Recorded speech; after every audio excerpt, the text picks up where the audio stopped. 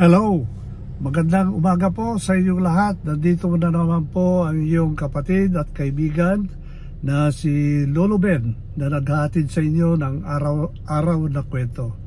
Nandito ako ngayon sa loob ng kotse ko at nasa parking pa lang ako, parking ng condominium ko, at nagpapalamig lang ako at ibabalita ko lang sa inyo na ngayong araw na ito, Sabado, September 28, 2024, papunta ako doon sa kaibigan kong mekaniko, doon sa kanyang talyer. Ang talyer niya medyo malayo dito sa Metro Manila, pero siya po ay isang kaibigan na talagang siyang tumitingin palagi dito sa aking kotse.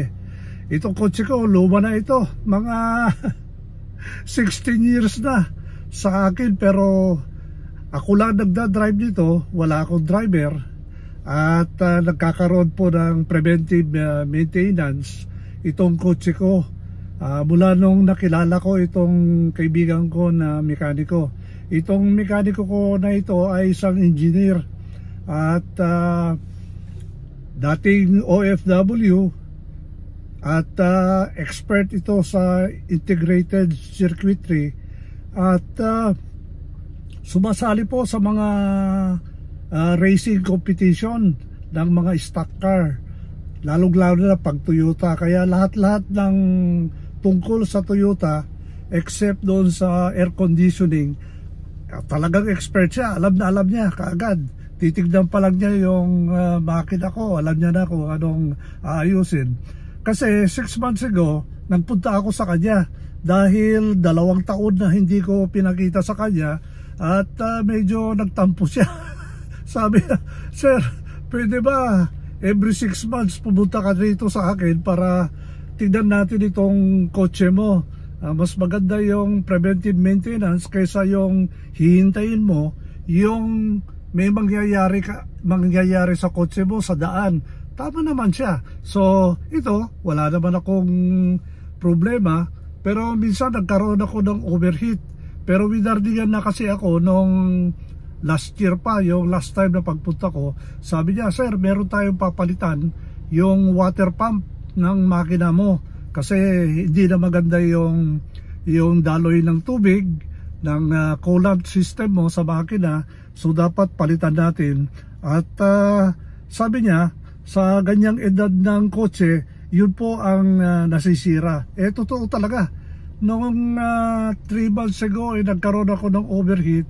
Buti na lang naagapan, at ngayon ay papunta na ako sa kanya para palitan niya yung water pump at ayusin niya.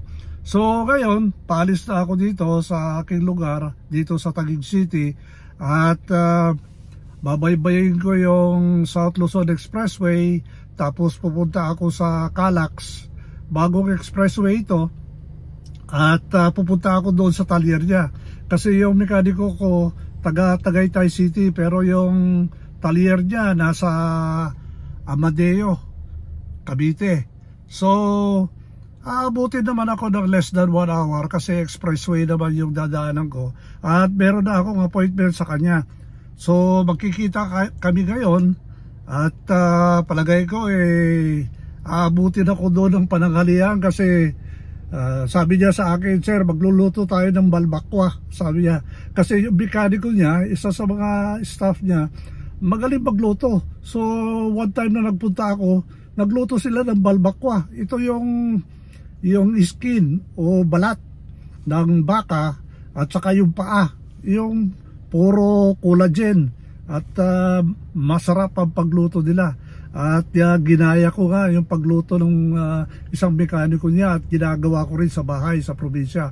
So yun lang po. At magkakaroon tayo ng update pagdating ko doon sa lugar ng aking mekaniko.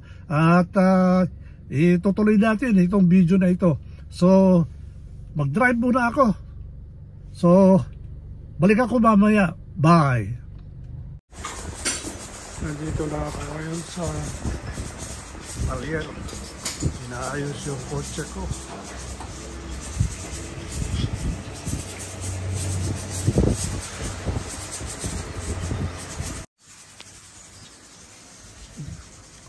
Ito ang pangalan ng Talier, SB Salon.